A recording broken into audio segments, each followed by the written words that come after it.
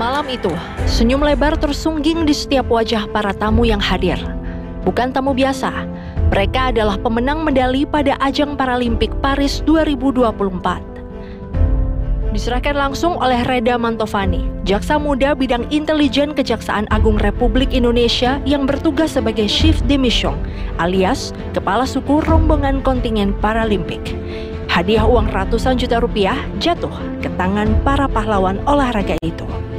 Ini adalah bentuk dukungan awal agar para atlet difabel Indonesia semakin harum di mata dunia.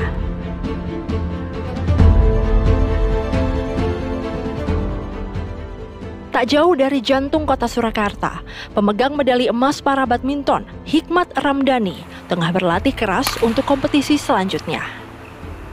Meski berhasil memenangi kompetisi bergengsi itu, Hikmat tidak pongah. Ia tetap mengasah kemampuan tanpa mengenal lelah. Kemarin di sana tidak menyangka bisa memberikan yang terbaik buat Indonesia, buat NPC dan keluarga juga khususnya.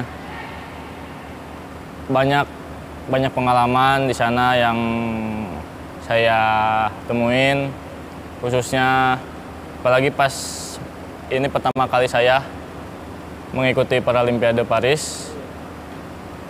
Mental, mungkin di segi mental juga, kalau pertama ya agak grogi, agak banyak tekanan juga gitu. Apalagi dari penonton, apalagi pas pertama penyisihan di grup tuh ketemunya tuan rumah. Yang paling susah tuh lawan Prancis dan lawan India. Saya mengenal badminton dari kelas 2 SD, Mas. Terus mengikuti yang normal sampai kelas 5 SD. Kelas 5 SD itu saya kecelakaan, jatuh sehingga mengakibatkan engsel saya copot sampai saya vakum selama 2 tahun. Kalau dulu ya masih kecil mungkin masih enak gitu, ngelangkah-langkah juga masih bebas lah gitu. Tapi kan kalau sekarang saya tahu batasan sendiri, kaki gimana gitu. Kadang-kadang kalau misalkan berlebihan capek ya panas gitu kaki itu, apalagi di sekitar engsel.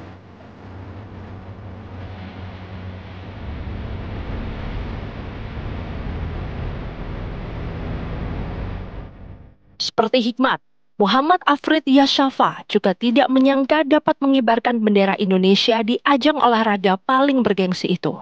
Sebagai atlet boccia, cabang olahraga baru di Indonesia, Afrid cukup puas dengan prestasi yang ia raih.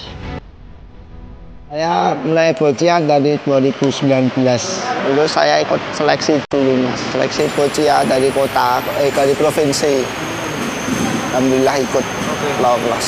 Latihannya tiap hari ngedrill bola sama lempar sama fisik, Mas. Sehari latihan sekitar 6 jaman, Mas. Memperoleh medali perak dan perunggu dalam Paralimpik Paris 2024 lalu, Afrid mengaku faktor kekuatan cukup menjadi kendala saat dirinya bertanding. Berat saya kemarin ada Hong Kong sama Inggris sama Korea, Mas. Karena dia udah lama dan top levelnya dia, Mas, di boccianya. Saya masih baru. Kelemahan saya mecah bolanya kurang, Mas, blokernya.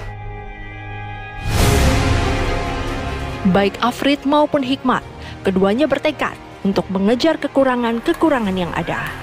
Agar tidak hanya mempertahankan prestasi, melainkan mendorong batas kemampuan mereka sebagai seorang juara. Kedua kampion ini mengaku untuk maju dalam ajang Paralimpik di Paris lalu mereka sudah mempersiapkan diri jauh-jauh hari. Kalau sisi latihan sih hampir 2 tahun ya kita persiapan. Tapi mungkin yang lebih efektifnya, yang lebih benar-benarnya, yang lebih seriusnya, fokusnya 1 tahun. Kalau latihan kan pagi sore, iya tiap hari.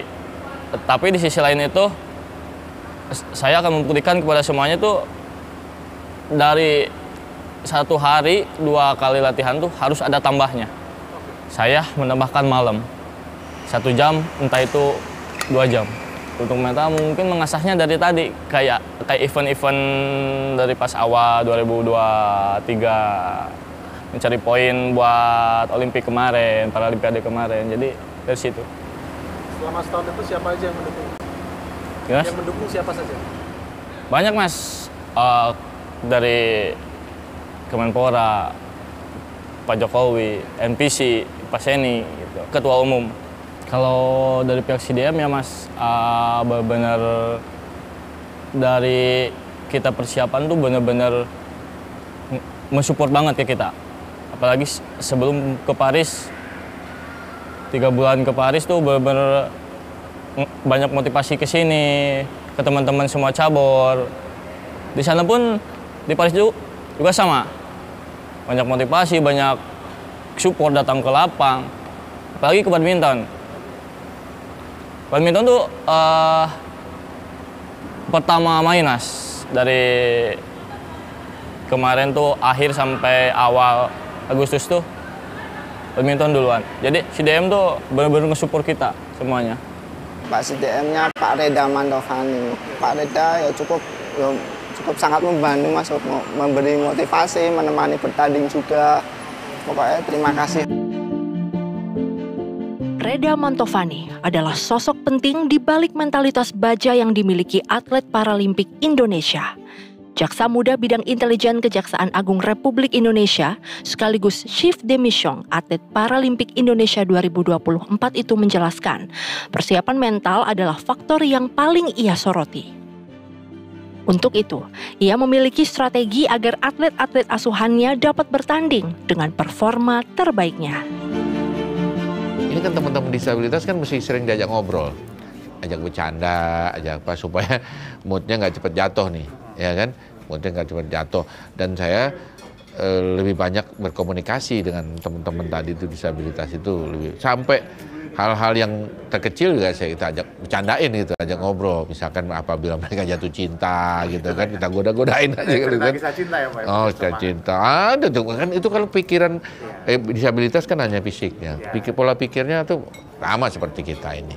Gitu, keinginannya ke depan.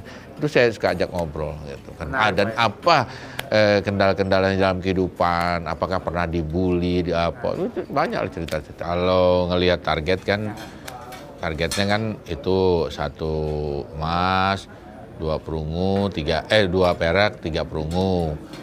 Tetapi ada peningkatan medali yang signifikan. Ya, kita dapat 1 emas, 8 perak, 5 perunggu. Itu luar biasa itu. Atletnya semangat itu ya, mereka itu ke sana itu ya tanpa beban apapun, yang penting bertanding dengan sukacita, dengan sukaria. Jadi akhirnya beban yang ditargetkan itu udah jangan usah dipikirin. Jadi ini merupakan ya kebahagiaan tersendiri ya, kepuasan batin. Menjalin kedekatan dengan setiap individu juga merupakan strategi Reda untuk meraih kepercayaan para atlet. Dengan demikian, mudah baginya untuk menyerap aspirasi dan memberikan motivasi sebelum pertandingan benar-benar dimulai. Reda mengakui, konsistensi adalah kunci. Baginya, bukan hanya mental pemain yang dilatih, tetapi stigma masyarakat juga perlu dibangun. Ia mengatakan, dukungan bangsa Indonesia adalah obat paling kuat untuk meningkatkan kepercayaan diri para atletnya. Jauh sebelum dari Paralimpik ini, 6 bulan sebelum, jadi hampir tiap bulan saya sebulan bisa dua kali ke sini, ke kota Solo sini ya kan. Nah, bahkan ada yang sakit apa segala macam kita bawa ke rumah sakit gitu kan. Nah, ini yang perlu didorong ke masyarakat, bahwa disabilitas ini bukan suatu hal yang memalukan ini, tetapi ini malah perlu disupport agar mentalnya kuat untuk bisa bersosialisasi di masyarakat di kehidupan yang sesungguhnya. Apa yang dilakukan Reda bukan semata-mata untuk kepentingan pribadi. Ini adalah misi kemanusiaan sebagai bentuk misi kejaksaan untuk selalu menjadi bagian dari seluruh lapisan masyarakat. Kalau kejaksaan, yang jelas kan kita memang fokus ya kejaksaan penegakan hukum. Tetapi pimpinan Jaksa Agung ST Burhanuddin mengharapkan bahwa kejaksaan itu bisa selalu hadir di tengah-tengah masyarakat.